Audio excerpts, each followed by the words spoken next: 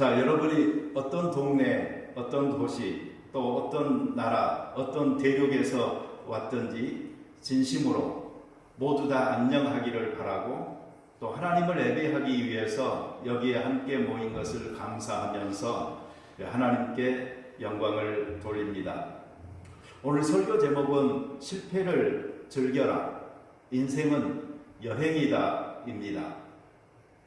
시몬이 예수님을 만났을 때에 예수님께서 그 시몬을 보시고 장차 너가 개바가 되리라 이런 말을 하셨습니다. 이것은 얼마나 희망적인 말입니까? 이것은 변화와 도전 그리고 약속이 함께 있는 말씀인 것입니다. 너의 하는 일이 그리고 너의 존재가, 너의 영향력이 달라질 것이다. 그저 상상하는 것만으로도 즐겁지 않나요? 늘상 반복되는 똑같은 일이 신물이 날 때가 있어요. 그리고 일상에 지쳐 힘들 때 벗어나고 싶은 이런 마음이 생기지 않습니까? 그럴 때 이 변화는 굉장히 매력적으로 다가오는 것입니다. 그런데 예수님께서 시몬을 만나서 너 장차 개바라 하리라 라고 말씀을 하셨던 거예요. 시몬이 베드로로 변화하기 위해서 해야 할 일은 무엇일까요? 실패하는 일입니다. 성공이 아닙니다. 수없이 많은 실패가 그의 앞에 기다리고 있습니다. 이후로 실제로 베드로의 삶을 보잖아요. 그러면 실수, 투성, 자충우돌, 아주 엉망진창이다 하는 것을 알게 됩니다. 그런 성격이 급해서 주저하지 않고 답변에 나섰다가 예수님께 책망도 받습니다. 정확하게 말하면 예수님과 이 지상에서 함께 보낸 시간 내내 그런 성공보다는 실패하는 모습을 더 자주 보여줍니다. 그래도 수제자인데 설마 그렇게까지 심했으리라고 우리 이렇게 생각하기 쉽죠? 저도 마찬가지로 생각했습니다. 그런데 그의 행적을 가만히 이렇게 떠올려 보면은요, 그것은 사실입니다. 제가 이 사실을 확인하려다가 발견한 놀라운 점이 하나 있습니다. 그는 실패를 통해서 성장하고 있었다라는 사실입니다. 지속적인 실패를 통해서 그는 지속적으로 성장하고 있었습니다. 점점 더 단단해져가는 이 베드로를 만나는 즐거움이 있는 것입니다. 여기 보면은 오병이어의 기적 후에 예수님께서는 제자들에게 배를 타고 갈릴리 호수 건너편으로 가라고 하셨습니다. 그리고 예수님 자신은 기도하러 따로 산에 올라가셨어요. 그리고 나중에 제자들과 다시 만나게 되는데 그 장소가 특이하게 갈릴리 호수 가운데에서 이루어집니다. 제자들은 배를 타고 갈릴리 호수를 건너가고 있었고요.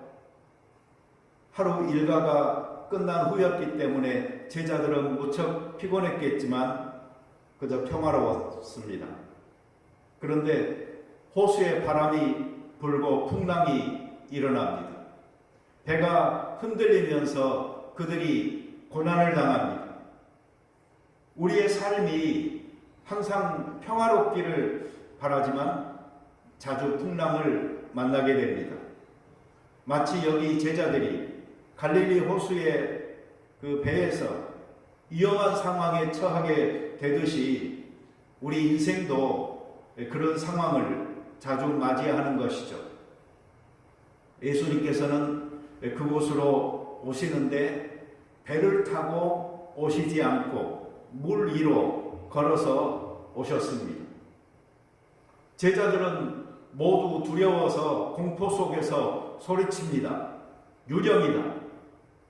예수님께서 말씀하십니다. 안심하라. 나니 두려워하지 말라. 베드로가 말합니다. 주여 만일 주님이시거든 나를 명하사 물 위로 오라 하소서. 오라.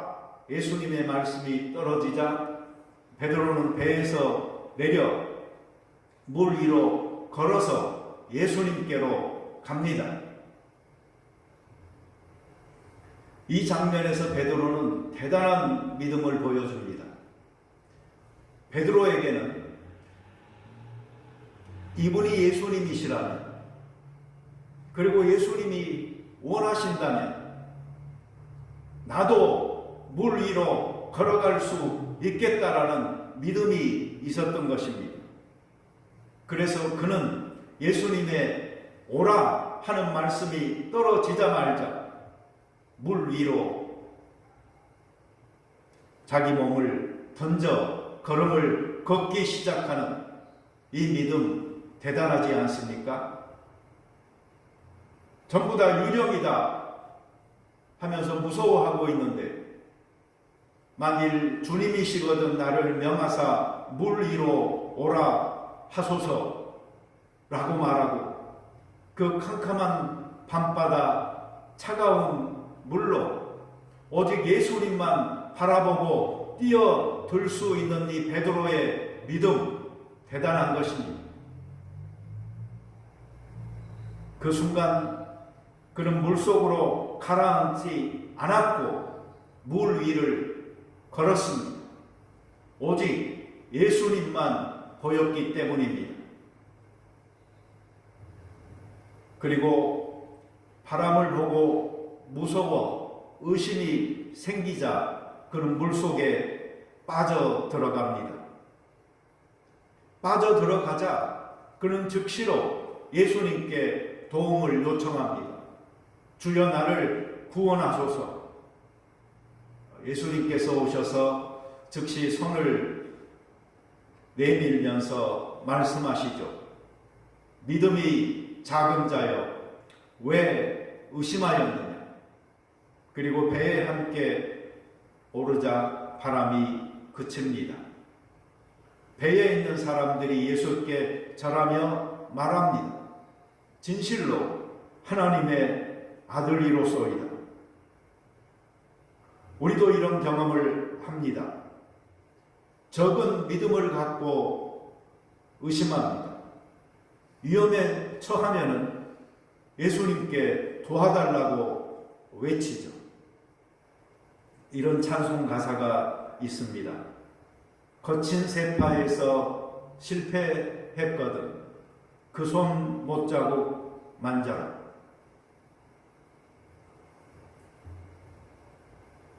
마태복음 16장에 기록된 빌립보 가이사라 지방에서 있었던 베드로의 이야기는 널리 알려져 있습니다. 여기에는 그에 대한 칭찬과 책망이 함께 있습니다. 먼저 베드로가 칭찬받은 일입니다. 예수님께서 그에게 이렇게 말씀하셨습니다. 바요나 시몬아 너가 복이 있도다. 이를 너게 알게 한 이는 혈육이 아니요 하늘에 계신 내 아버지시니라. 또 내가 너게 이르노니 너는 베드로라. 내가 이 반석 위에 내 교회를 세우리니 음부의 권세가 이기지 못하리라. 내가 천국 열쇠를 너게 주리니 너가 땅에서 무엇이든지 매면 하늘에서도 매일 것이요 너가 땅에서 무엇이든지 풀면 하늘에서도 풀리리라. 굉장하죠? 엄청난 칭찬입니다. 시몬이 드디어 베드로가 된 거고 예수님께서 그 반석 위에 내 교회를 세우겠다라고 말씀하십니다. 그 전의 상황은 이런 것이었습니다. 예수님께서 물었죠. 너희는 나를 누구라 하느냐? 이 질문에 대해서 시몬 베드로는 주는 그리스도시요 살아계신 하나님의 아들이시나이다 라고 고백했어요. 엄청나게 훌륭한 대답을 하니까 예수님께서도 이런 엄청난 칭찬을 하셨던 것이죠. 그런데 그 다음 순간을 봐보세요. 베드로가 책망받습니다. 사탄아, 내 뒤로 물러가라. 너는 나를 넘어지게 하는 자로다. 너가 하나님의 일을 생각하지 아니하고 도리어 사람의 일을 생각하는도다. 엄청난 책망입니다. 그 상황은 이렇습니다. 베드로의 신앙 고백 후에 예수님께서 이때부터 자기가 예루살렘에 올라가 장로들과 대제사장들과 서기관들에게 많은 고난을 받고 죽임을 당하고 제3일에 살아나야 할 것을 제자들에게 비로소 나타내십니다. 중요한 것은 이때로부터 비로소 나타내신 베드로의 훌륭한 신앙 고백을 듣고 예수님께서 이놈들 준비됐구나 하는 마음에서 이때부터 비로소 예수님의 십자가 고난에 대해서 가르쳤다 하는 말입니다. 근데 그 말을 듣자 베드로는 어떤 생각을 했을까요? 안 돼. 선생님이 죽으면 안 돼. 그래서 예수님을 붙잡고 그가 항변하죠. 주여 그리하지 마옵소서. 이 일이 결코 주에게 미치지 아니하리이다. 여기서 우리말로는 베드로가 마치 뜯어 말리듯이 사정하듯이 항변하듯이 했다라고 말을 하죠. 그런데 영어 성경에 보잖아요. 그러면 책망했다라고 나와요. 누가 누구를? 베드로가 예수님을 붙들고 책망한 거예요. 역할이 바뀐 거죠. 우리도 이럴 때가 있습니다. 하나님의 뜻을 잘 모르고 혼동했을 때 너무나 인간적인 생각으로 이렇게 할 때가 있는 것입니다. 그가 한 말은 대단히 신뢰되는 말이었습니다. 그는 아직도 예수님께서 이 땅에 오신 목적이 무엇인지 모르고 있었습니다. 살기 위해서가 아니고 죽기 위해서 오신 예수님을 모르고 있었습니다. 예수님의 그 사역의 방향이 골고다, 고난과 희생으로 향하고 있었다는 사실을 그는 아직 인지하지 못하고 있었습니다. 실로 어찌 보면 이것은 예수님에 대한 이해가 조금 부족했다라는 것을 넘어서 예수님이 어떤 분이었으며 지금까지 어떤 삶을 살았는가 하는 것에 대한 전면적인 부정이었던 것입니다. 베드로는 칭찬도 받고 책망도 받습니다. 책망이 그가 받은 칭찬을 자주 상쇄해버립니다. 그렇게 예수님께서는 함께 여행하시면서 베드로를 단련시켜 나갑니다. 베드로는 책망을 통해서도 칭찬을 통해서도 점점 더 커가고 있었던 것입니다. 실제로 베드로는 책망과 칭찬을 모두 경험했으며 그로 인해 제자로서 성장하고 있다는 것을 우리가 발견할 수 있습니다.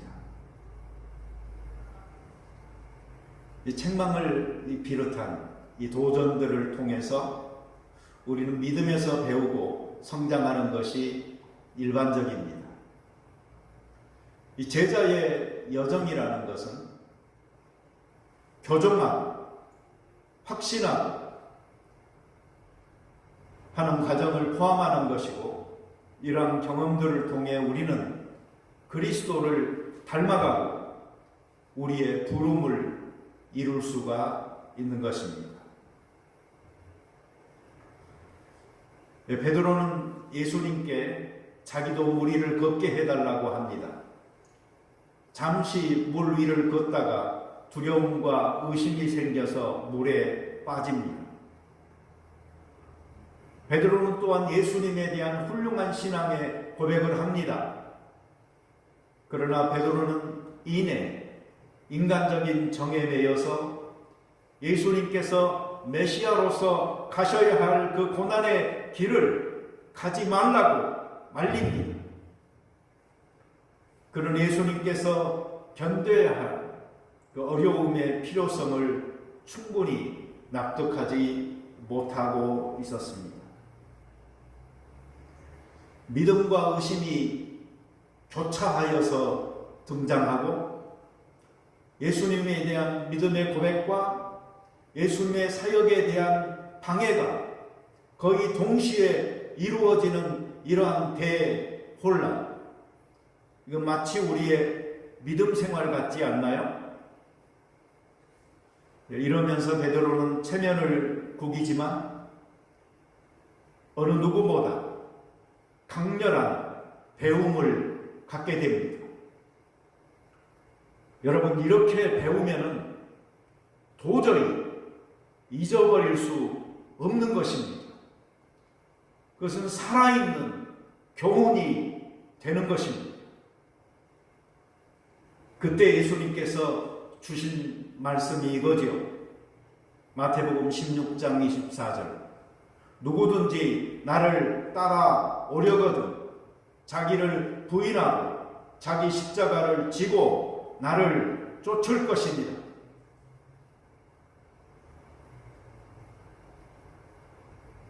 전설은 내려옵니다. 베드로는 자기가 순교하여 죽게 되어졌을 때 나를 십자가에 거꾸로 매달아 달라고 요청했다.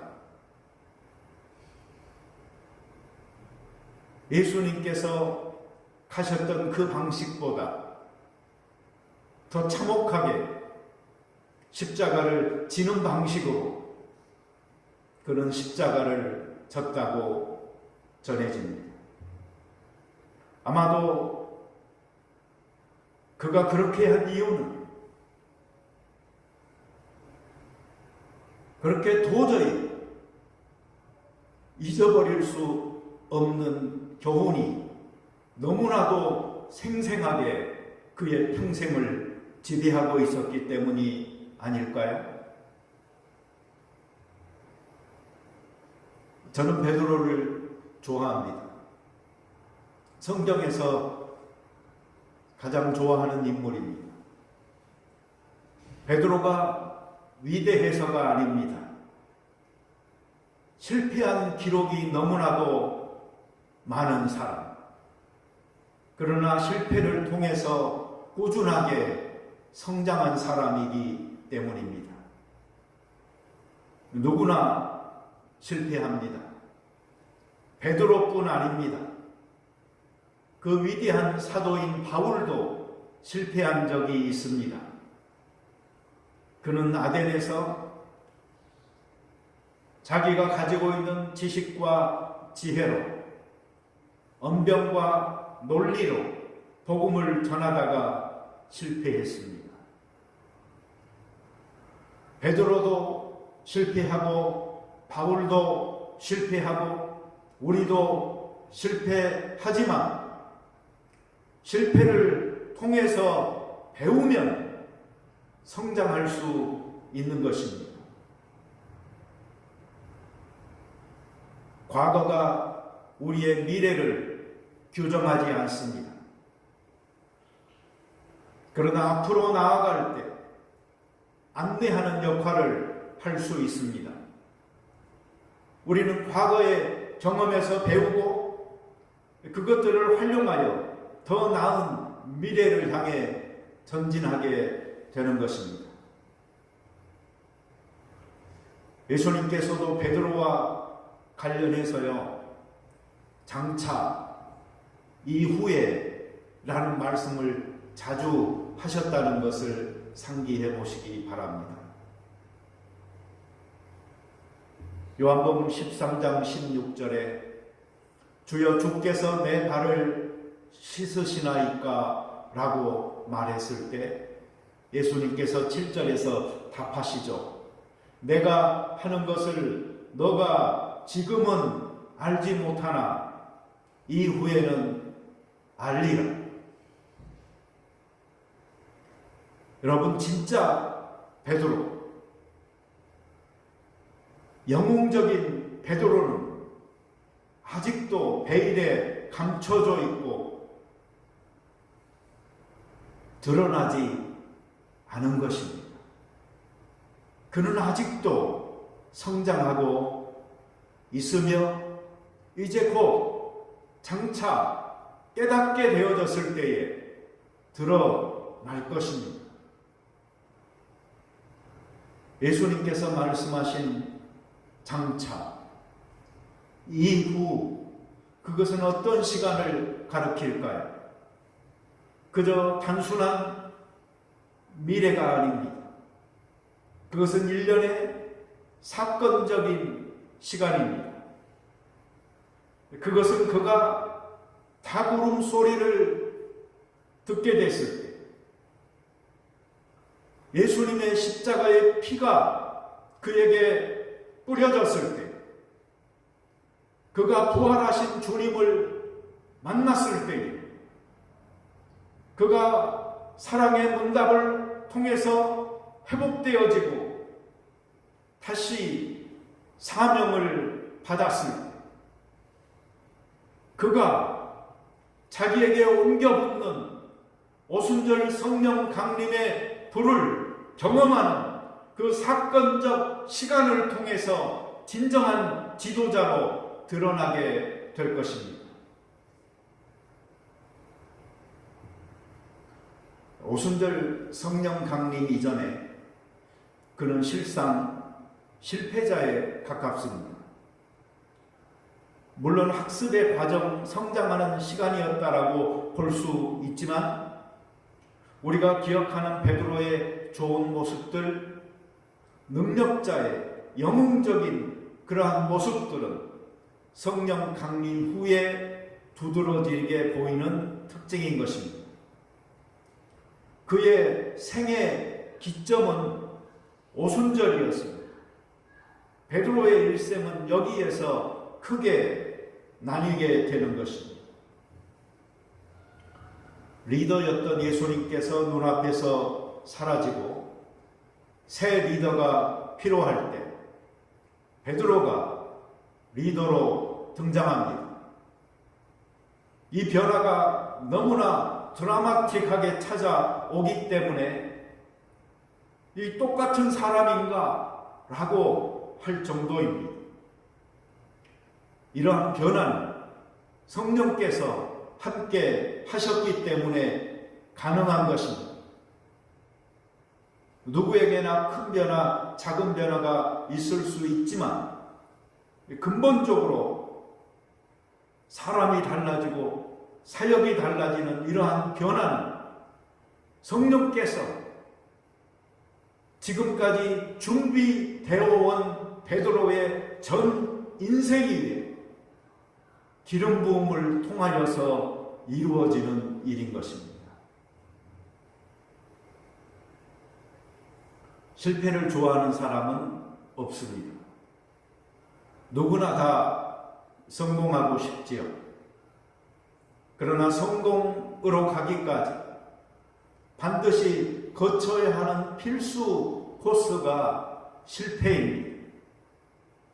인생은 여행입니다. 실패를 즐겨야 경유지를 거쳐서 여행을 계속할 수 있습니다. 인생을 목적지로만 보면은 하나의 작은 실패를 궁극적인 마지막 실패로 착각할 수 있는 것입니다.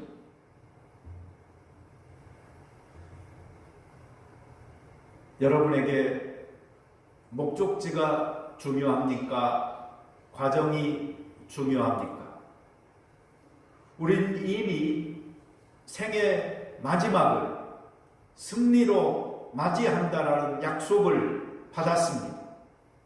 그러니 인생을 도달하고 정복해야 될 목적지로 생각하기보다는 과정 하나하나를 중시하여 현재를 즐기고 누리는 우리가 되어졌으면 합니다. 우리가 크고 작은 실패와 성공을 축적하면서 바른 경로를 따라 믿음과 인생의 여행을 계속하는 것, 하나님도 기뻐하시고 응원하시는 것입니다. 그리하여 저는 우리가 함께 하시고 있는 성령님께서 우리를 점점 더 영적 거인들로 변화시켜 당신의 목적을 위해서 사용하기에 부족함이 없는 사람들로 세우실 거라고 믿습니다. 이러한 기대를 멈추지 말면서 실패를 끌어안고 배우며 성장하는 우리가 되도록 하십시다. 같이 기도 드리겠습니다. 자비로운 주님 감사합니다. 우리 베드로처럼 아직 만들어지는 중에 있습니다. 부족합니다. 연약합니다. 실패합니다. 그러나 이것이 우리를 온전히 부셔뜨리지만 않는다. 우리가 다시 일어나 여행을 계속할 수만 있다면 우리와 함께 하시는 주께서 실패를 통해서 배움이 있는 변화가 있는 삶으로 이끌 줄을 믿습니다. 하루하루를 나를 성장시키는 기회로 맞이할 수 있는 저희가 되게 하셔서 영적 거인으로 세워받는 그날까지 낙심치만 성장을 계속하는 저희들 되게 하여 주옵소서. 예수님의 이름으로 기도드립니다. 아멘.